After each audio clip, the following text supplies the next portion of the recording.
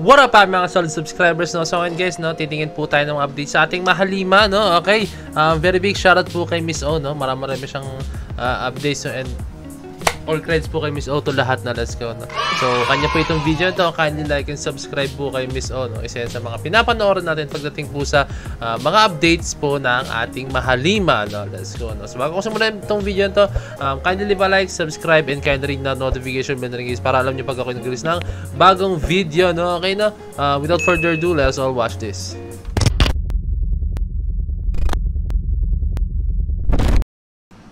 Okay, itong first video natin guys is itong Pablo dinumog sa Ilocos kaya security guard sobra pa sa 10, no?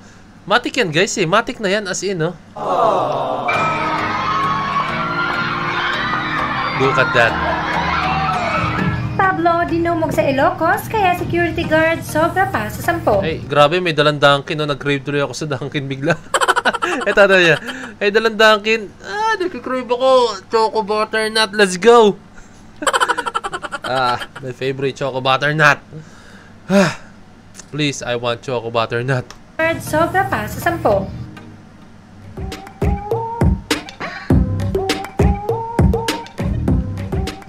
First of all, this is the mall's initiative and decision to provide Pablo and his team more than 10 security guards in his mall tour, and we are very thankful. Grabe. Kitang-kita din naman talaga kasi na ang daming taong pumunta sa solo event ni Pinuno.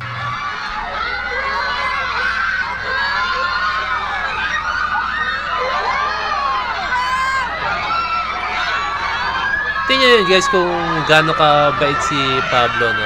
Pag usually guys, pag mga ganyan, no, explain ko lang sa inyo. Usually pag mga ganyan po is like famous celebrity ka, syempre hindi ka na magte-take time. Yung iba, hindi ko nilalahat, yung iba lang, no.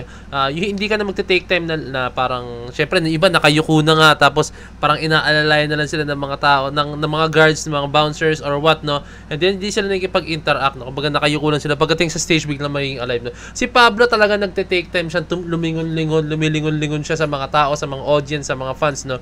Kaya doon makikita talaga guys kung paano niya ma-appreciate yung mga fans, no. Kaya sobrang nakakatuwa, sobrang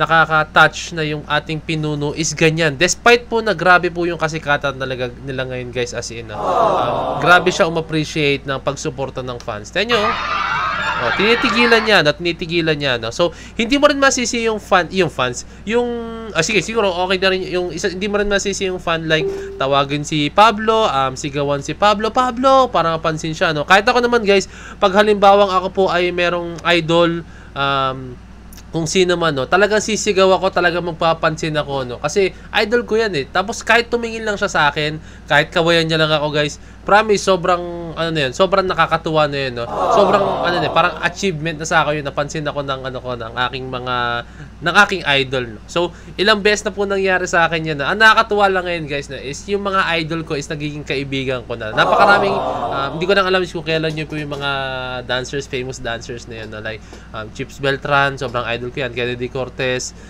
napakaraming mga choreographers guys, mga dancers na talagang sobrang kilala talaga, na very well known, na idol ko lang before, na hindi ko alam na, hindi ko naman sinasabi na totally close ko sila, na, pero naging ko rin sila, naging nakausap ko sila, like pag chinat ko sila, para nagre-reply agad sila, no, and then sila, tapos sobrang babait talaga, as in, pag nakikita mo, kailan nila ako, pag nakikita ko sila talaga, kailan nila ako. Nakakatuwa lang yung mga ganong klaseng moment, no.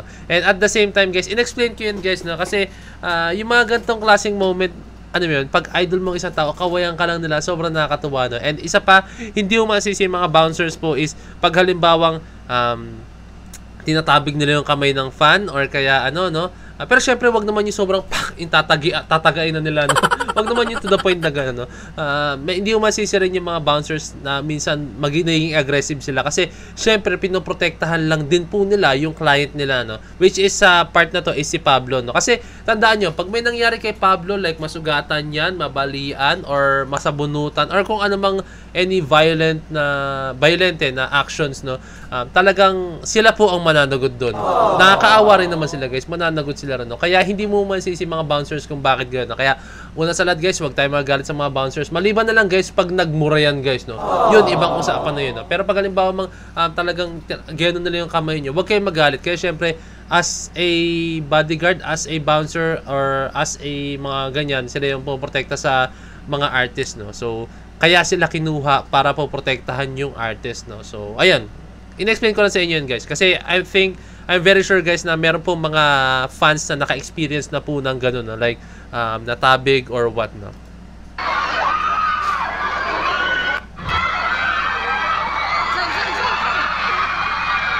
Ayan, tingnan nyo naman.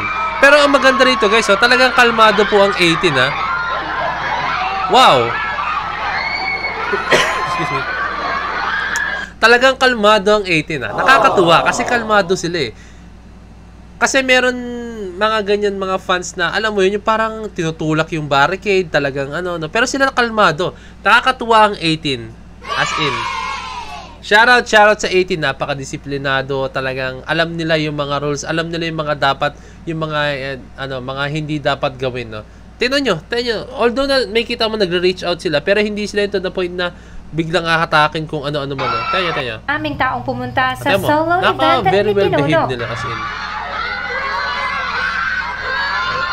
Umaabot lang sila ng kamay, and then yung mga bodyguard nakikita nyo ginagawa nila, nakaharang talaga sila as in. Pero si Pablo, siya, nag-reach out talaga siya. Kasi kung hindi very well behaved ang 18, tatalo na yan dyan sa barricade, guys. And then, pipilitin nilang umalpas dyan.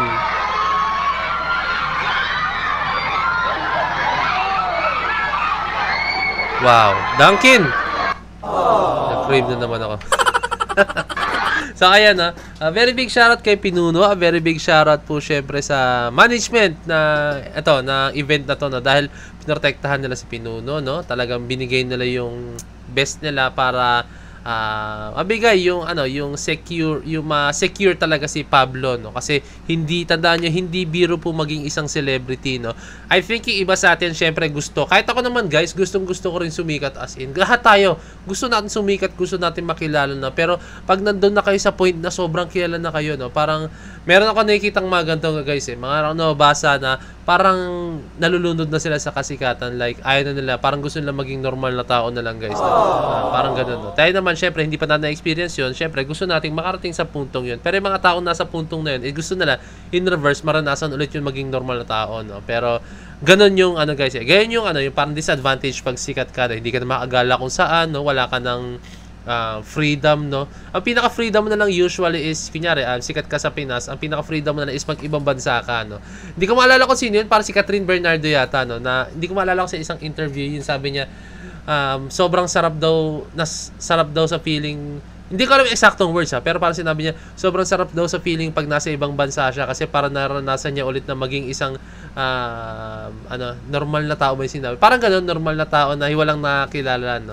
Although I think meron din nakilala sa kanya, pero hindi to the point na sobrang dami, unlike sa Pinas talaga, guys, no? Pero si Catherine Bernardo, kailan, syempre alam niyo na yan, no? And gano'n din yung Pero nakakatuwa, sobrang shoutout po sa 18, sobrang hangang-hanga ako sa 18. Napaka-disiplinado. Talagang hindi nila pinahirapan yung mga bouncer si Pablo na mag-please or what. No? Kasi syempre, pag may nangyari dyan is sila. Nakaawa din si Pablo. Like, diba, sasaluhin niya yung blame na may gantong nangyari. Mamaya, may nagkasugatan. Diba? Malulungkot sila. No? So, sana ganito palagi ang mangyari, no? Na walang tulakan, walang kung ano man. No? Tamang sigaw lang, sapat na, no? Tamang sigaw lang, okay na yan. So, ayun, guys, ganda na itong video na to. Although na sobrang ikli lang ng clip, no? Pero ganda naman talaga, no? Mas okay na yung maikli lang yung clip as long as, naman siya, informative siya, guys. So, very big shoutout rin kay Miss O, no? Yan, let's go. So, ayun lang, guys. Kung may request pa kayo, comment down below, message nyo ako sa Facebook page, guys, no? And yun, kindly leave a like, subscribe, and kindly ring the notification bell. So, this is me, Point of Bed, signing out. Peace. Let's see.